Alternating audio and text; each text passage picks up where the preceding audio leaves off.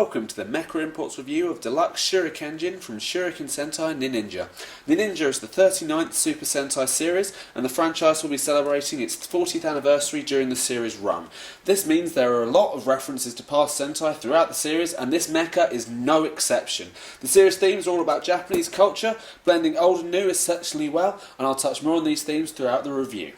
For now, just showing you the difference between the two boxes. This is the deluxe edition, which comes with the extra 3 shuriken. This is the standard edition. No other differences on the boxes. They both show exactly the same things, but that one has the gold plating writing and the extra bubble there, just to show that it's the first edition.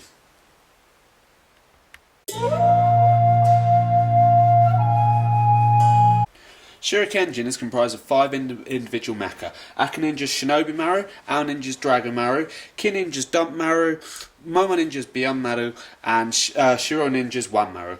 Each individual mecha is inspired by a different mecha class seen throughout Sentai history. It was actually the suggestion of Hiroshi Wakita, special effects director since 5-Man, to put the different mecha from the different classes all into one series. You'll also notice we've got the head right here with the red shuriken around it and the blue shuriken around it there for turning it into dragon mode. This being the special edition, I also have the 3 other shuriken there. Unfortunately, they don't do very much for the Shurikenjin yet.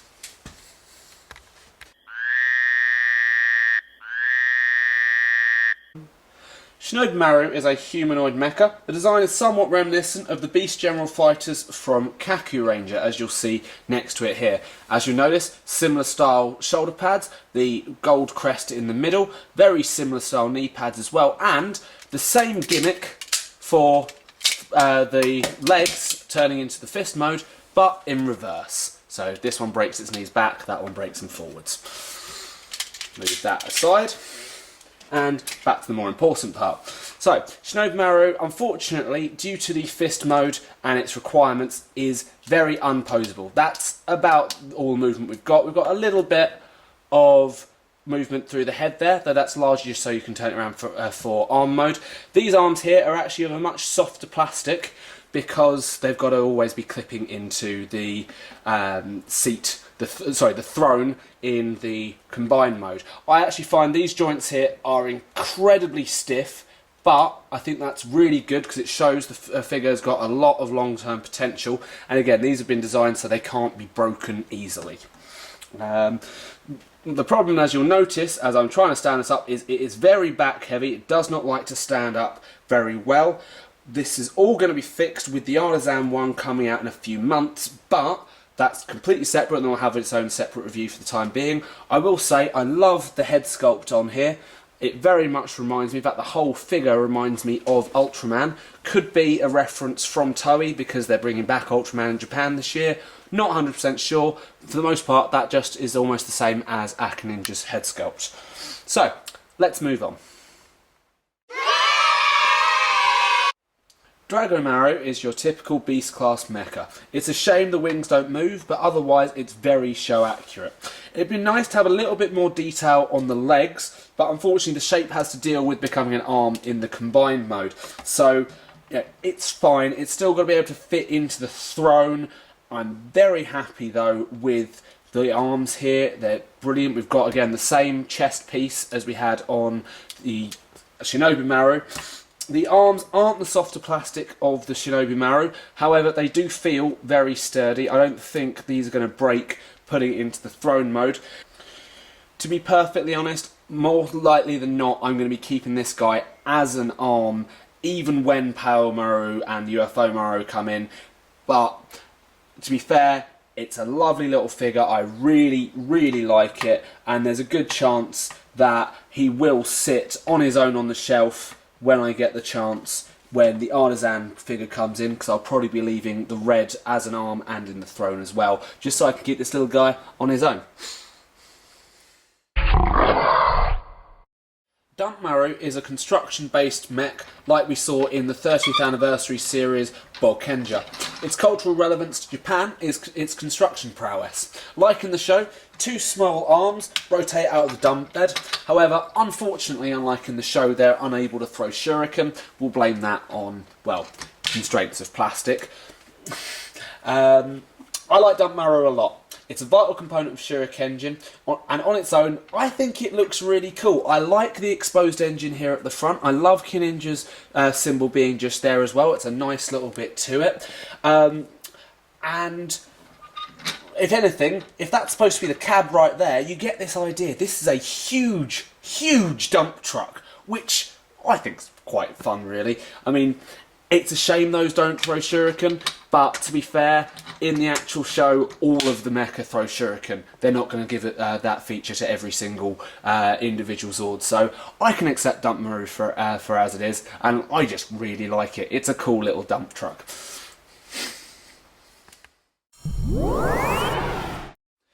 Beyond Marrow is a large train-based mecha, referencing both last year's Tokyuja and culturally Japan's bullet trains being one of their greatest technological achievements. As a comparison size, just for how big this mecha is, here's last year's Red Resha from Tokyuja. This is both slightly wider and noticeably longer. Let's pop that aside. So, you'll notice with the front here on Beyond Marrow, it's very similar to the Gokai Marine from Gokaija. Again, previously a anniversary series, but also, if you look, it's got the same writing staff involved between the two series. So, nice little nod there, but it's more of a back nod to the fans. There's a nice, there's a hole here in the back pad where we can put in one Marrow. I assume most people are going to spend most of their time with Beyond Marrow, with one Marrow sat like that, because, well, we'll get onto one Marrow in a minute. We've got a couple of peg holes you'll see on the sides here, which give us an indication on what we might be seeing in the terms of auxiliary mechas or 6th Ranger Zord posability, maybe even an Ultra Zord later in the series. But other than that, there's not a whole lot that can be done with Beyond Marrow. Interesting to note though, and I'll do this before the transformation, much like last year's Tokyuja, when you actually pop these up to be feet, there's little clips there to actually hold them straight. Very good feature, and we'll go into more of that in a minute. Wanmaru is a reference to Japanese kawaii culture. Much like Shira Ninja, it largely provides further comic relief in an already comical series. It genuinely has 5 moving parts to it, one of which is only there for the transformation in Shurikenjin, which is the neck being able to move up that far. Other than that, you're literally limited to moving the head ever so slightly, ability to adjust the jaw, and the legs sort of posing. If you really want to make it run, then sure, but that's about it. We'll be perfectly honest here, play value of Wanmaru pretty much comes down to your own imagination and how long you can tolerate woofing noises. It's a shame though, there's no way of shooting this little Voltron style, what would you call it, mouth guard? Yeah, let's go with mouth guard. But I see some possibility for modification in there if you really, really want to. But other than that, yeah, it's cute, but that's all that Wanmaru really is. Is fairly simple. We'll start by folding in Wanmaru's legs, folding up the head, and placing it straight into Beyond Marrow. Simple. Beyond Marrow, we then fold inwards and flick up both of the ends here, and as you see, we've got a very nice sturdy base just there. Now we're going to take Dump Marrow, fold out the shuriken throwing arms completely. We're going to separate the front half with the back half here, fold this down. Now, very important features note here, we've got a clip system on here. It slides onto the legs there and it's clipped in firmly. There's no way that is ever going to fall. That is something I think is brilliant about this figure, but I'm getting off track. So, we then take this section here, we fold down the fist, fold in that wheel there, and we have the current right arm. I'll get onto that in a second. Now we'll take Drago Marrow, put that back ever so slightly, and we'll pull off the wings, pull off the tail, make sure you do that the right way around, otherwise you might break the clips. We'll straighten him straight up, fold up these arms just to here, and fold round the legs, once again reminding us all of Kaku Ranger. We'll just pop him on the side here, quite comfortably. Put those to the side for the time being, although we can clip together the shield and place that over the arm here. I love that ability to hold the shield, partially because of other Japanese culture. In fact, I'll show you now because I've got it in my hand. If you put the sword there, that really reminds me, and probably a lot of other people out there, of Shaman King with the ridiculously oversized swords that Yo had. But I'm getting off topic. We're looking at transformation here. Now we'll take Shinobi Marrow, fold him out, fold around these just ever so slightly. Now you have to clip him in just right, but then he sits quite comfortably there. We've got to roll round these little pegs here, and again, this is why it's got the soft plastic. And then we have quite a bizarre looking system.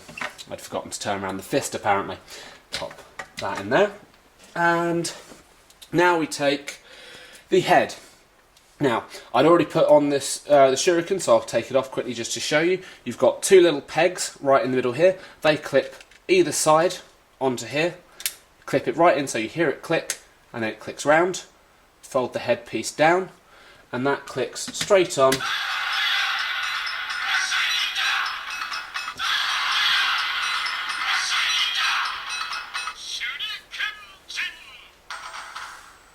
Well, it literally said it for me itself there. There we have fully transformed Shurikenjin.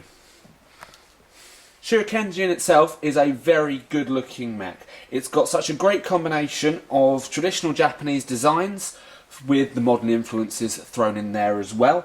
Ironically enough, we're getting such traditional designs actually from the more modernised components of it. But I digress. So we've got a lot of references to past Sentai in here as well. We've got these wonderful handguards on the side of the fists, both sides, and on Shinobi Marrow themselves. This is, I've just broken the shield, this is mildly a throwback to Kakuranger and also to Shurikenjin, but you'll also notice every Ninja theme series has always had handguards on the top of the gloves. So it's a really nice throwback to what's going on there. Not entirely sure why they've clawed it so much on this, but maybe it's, again, a way of blending the classes. You know, we've got Dump Marrow's arm physically having a claw on it, same as Dragon Marrow, not 100% sure.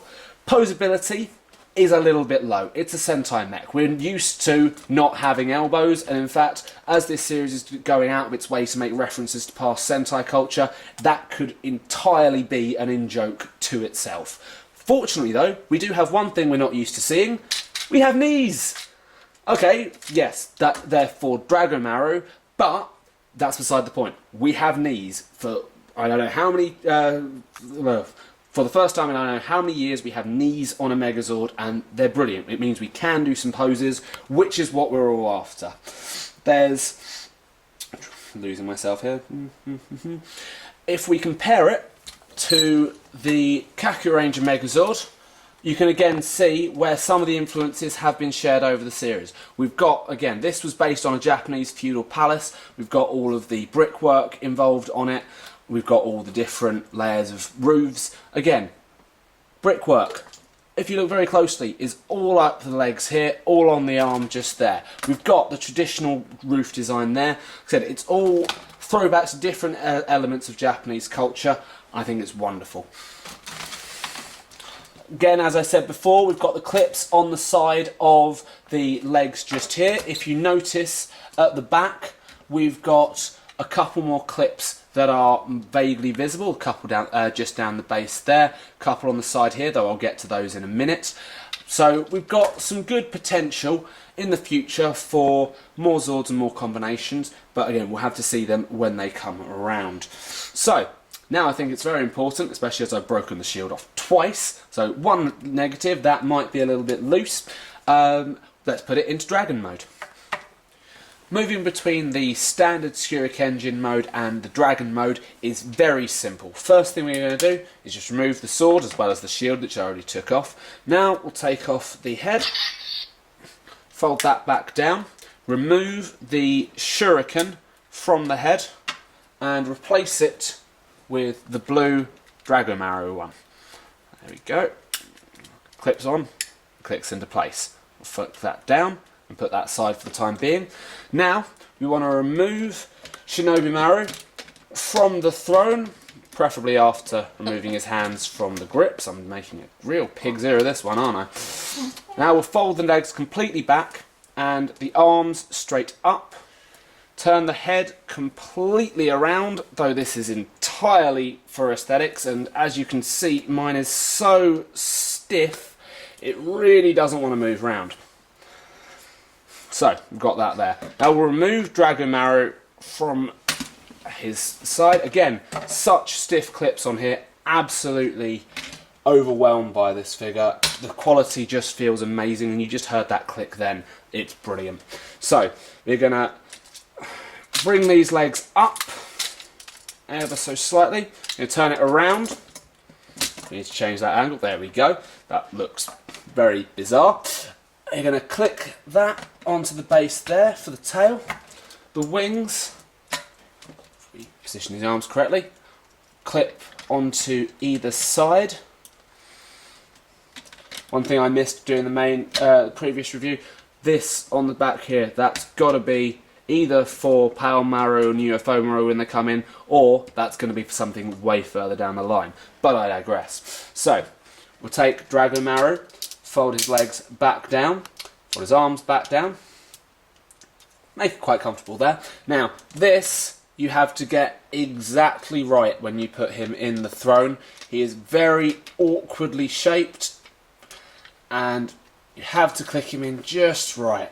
Okay, I think I've got that there. Hopefully, that's all good. So now the last bit is we just clip straight onto the top there.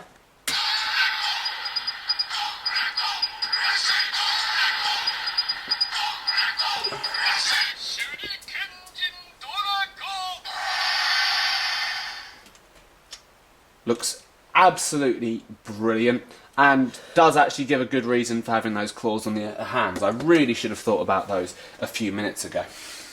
Overall, I would say that this is a fantastic mecha. For anyone's collection, it's worth having. If you're on the fence, you're probably going to be stuck with the same reason everyone else has had, the throne. It's pretty much polarised the entire fan base, with people either loving it or hating it. Personally, I'm a huge fan. I think it's absolutely brilliant. We've got the idea of the sentient mecha can actually sit in and control, almost like an exoskeleton, the non-sentient. Okay, one might sit as an arm, but you know, I digress. I think this is a gorgeous looking figure. This is reminding me of Transformers Headmasters ever so slightly. It's got so much play value. We've got so many more things coming out for it as well, and I just think this is truly brilliant. Thanks for watching this Mecha Imports review for Shuriken Sentai Ninja Shurikenjin. In stock today at Mecha Imports with free UK shipping. Don't forget to check out our other lines. We do have the Henshin sword in stock right now, and my personal favourite, the Frog Gun, or aka the Gamma Gamma Dew Gun. It even croaks. I just love it, but I'm not reviewing that. So, see you next time. I've been Rue from Mecha Imports. Check out our website today. 最強の闇忍者変が自在に